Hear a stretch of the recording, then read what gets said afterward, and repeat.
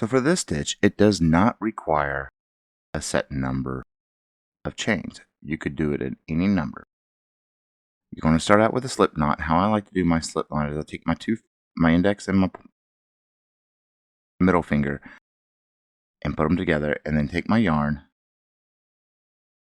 clamp it down with my other two fingers, and my thumb, take my yarn and guide it around,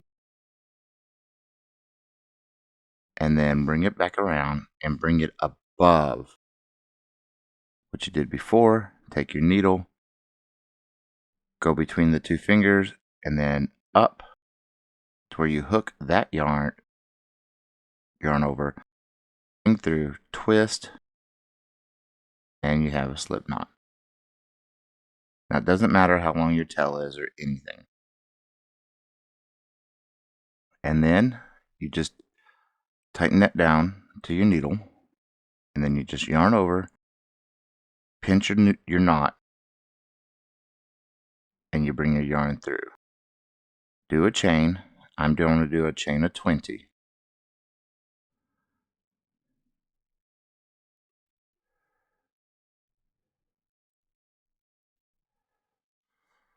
Alright, so I have my chain of 20.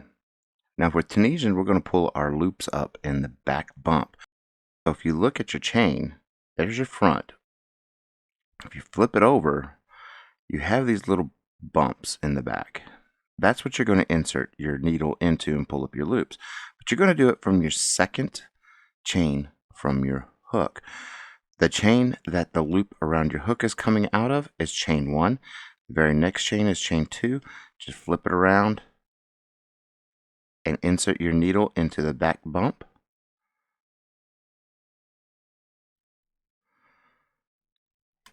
Yarn over and pull up that loop. And that's all you're going to do all the way down till you have your loops on your hook. And if you did a chain of 20, well, make sure you counted 20 loops on your hook. I'm going to go ahead and pull these up, and I'll see you here in just a second.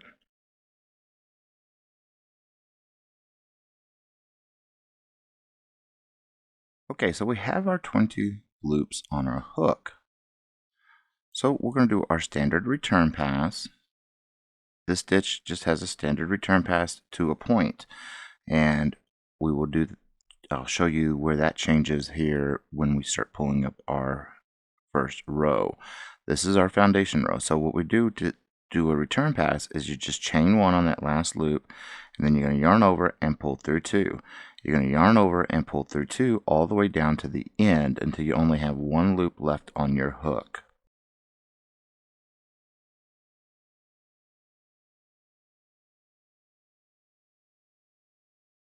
So we have 1 loop left on our hook. We have our foundation row. Now what we're going to do is we need to start kind of setting up for this stitch. So we're just going to pull up a couple of simple stitches. And then to do this stitch, the stitch is done as a full stitch. And if you know how to do the full stitch, but a full stitch is very simple. You're going to go into the loops spacing that we have created, because between each of these bars is a space, and we're just going to go right through that space and pull up our loop. It'll look like this, and this is the double full, so you need to do 1 on each side of this loop. So you're just going to go into that gap, yarn over, and pull up your loop. Then you're going to go into the next gap, yarn over, and pull up a loop. Yes, we're adding a stitch, but we're going to be taking that off. So to separate these, we're just going to do a couple simple stitches in between each one. Again, we're just going to go into that gap, pull up our loop on each side of that bar. We're leaving that bar alone, but we're working on into the gaps, as you can see right there.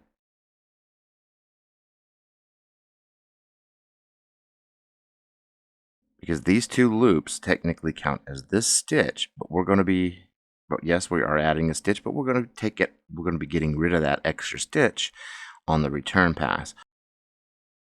So pull up a couple of simple stitches just so we can keep it spaced out. And then we'll do it again.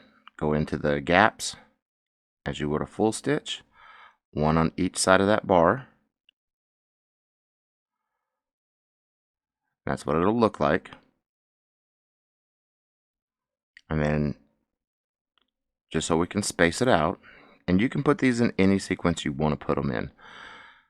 Again, we're going to go right into the gap, pull up a loop on both sides of that bar, just like that.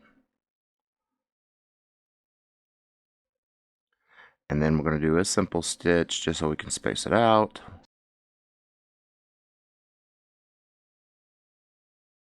And then again, double full, so 1 and 2 on each side of that vertical bar there. And then we're just going to do simple stitches just so we can keep them spaced out. And I think you'll be able to see it a lot better. Now the return pass. To a point, it is a standard return pass. You do your end stitch, your yarn over chain 1, yarn over pull through 2, until you get to where you did your double fulls. And I'm going to show you how we're going to handle that here in just a second. So we're at our double fulls. Now the double full, we created 2 stitches for 1. So you're going to yarn over and you're going to go through both of those double fulls, just like that. So let's do it again. So this is our simple stitches. Now we're at our double fulls again, as you can see, they're right here. You're going to yarn over and you're going to go through 2, and that brings us back to our 1. So we create and then we take away. And we're at our double fulls again, so we're going to yarn over and go through 2. Just like that, and that's what it'll look like. They'll create a little V, upside down V. So let's get to another double full. And it's a yarn over and you're going to go right into 2. Yarn over, get to your double fulls, and you can see where your double fulls are. If you need to put stitch markers, put stitch markers. So that way you'll know where you need to go through 2 instead of that 1. So you're going to go yarn over and you're actually pulling through 3 loops on your hook. Yarn over, and we're going to start the next row, and you're going to put them, and that's what your first row should look like.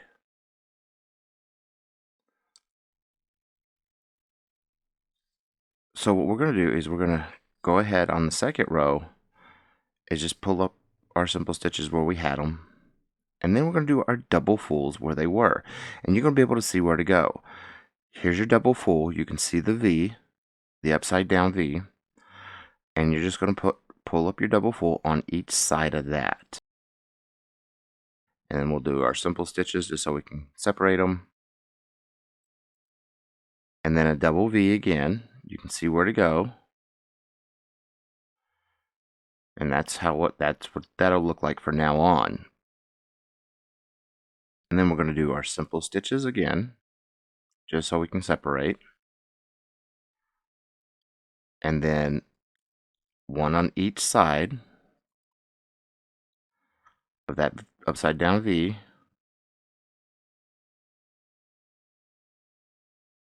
And then we'll do a couple simple stitches again, and then there's our double V. There's our V, and we'll do our double full. And then just simple stitches just to separate them. And one more time, just going to go on, pull up our full stitches on each side. Just going to go right through the gaps and pull up a loop. And then we're just going to finish the row off with simple stitches. And you can do this as far as you want, as long as you want. And you could put these in any staggered form that you want. Now for the return pass again, when you get to your end stitch, you're still going to chain 1. You're going to yarn over, and then you're going to pull through 2 until you get to your double full stitches. And once you get to your double full stitches, they're going to be a bigger gap, and you're going to be able to see where they're at. That's when you're going to yarn over, and you're going to go through 1, 2, and 3. You're squishing your 2 full stitches together to make that 1 stitch again. So that way you stay with your whatever your initial count was. So let's get to another one. And we're at another one. So you'll just yarn over, and you're going to go through 3.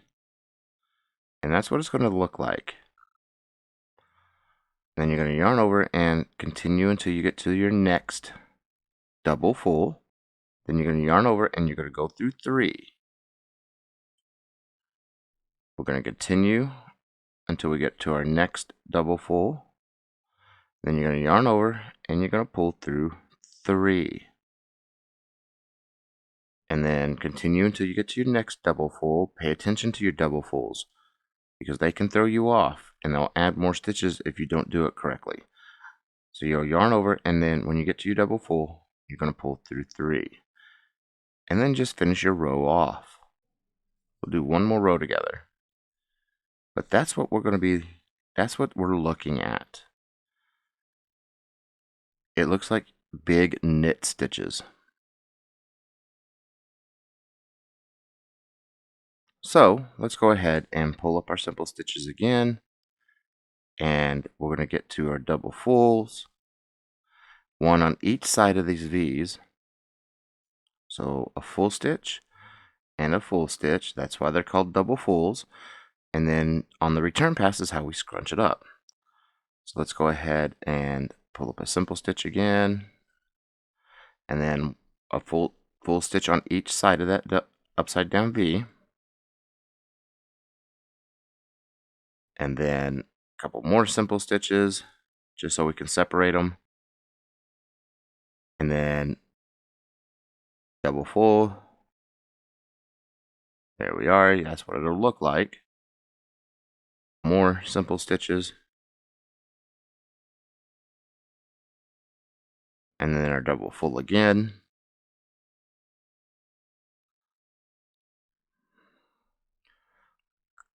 Couple simple stitches, and then our double full, one on each side of that V. Remember, we have those V's.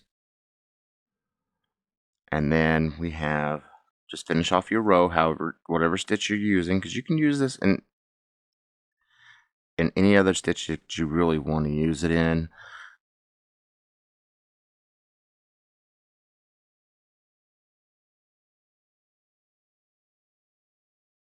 So we're at the return pass, so it's standard return pass at the beginning until you get to your double fulls. When you get to your double fulls, that's when you're going to yarn over, and then you're going to go through 3, because we need to scrunch that up. Again, we're just going to do standard return pass until we get to our double fulls. Then when you get to your double fulls, you yarn over, and you're going to go through 3. Again, let's get to a double full. Then when you get to your double full, you'll yarn over and pull through 3, so you can scrunch it up. Continue getting to our double fulls, and then you're going to yarn over and go through 3. We have one more to go through. And then when you get there, you'll yarn over and pull through 3. So you can scrunch those up, because you're adding one, and then on the return pass, you're taking that one away. You're keeping our count normal. So let's go ahead and finish this row off and take a look. And as you can see, that's what it's looking like. So I'm going to go ahead and go off camera and do a few more rows off camera, and then we'll come back and we'll take a look at it. I'll see you in just a moment. So to close this project off, wherever you did a simple stitch, you'll just do the simple stitch slip off, and when you get to your double fulls, you'll literally just go through both of these bars, pull up both of those bars, yarn over, pull a loop off and slip it off. That'll keep the pattern going forward and all the way to the end, and just continue doing your close off. And again, at the double fulls, just go through the bars, yarn over, pull up both loops, and then slip it off. And that's how you would close this project off. And you can use this stitch for anything: blankets, sweaters, scarves, whatever. It doesn't have a set number of stitches that it requires you to do, so you are free to use it in any way you want. This is what the back looks like. And if you found this tutorial helpful, please consider giving me a like and subscribe. It'd be greatly appreciated. And leave me a comment. I will chit chat with you. And what I like to always say, keep stitching.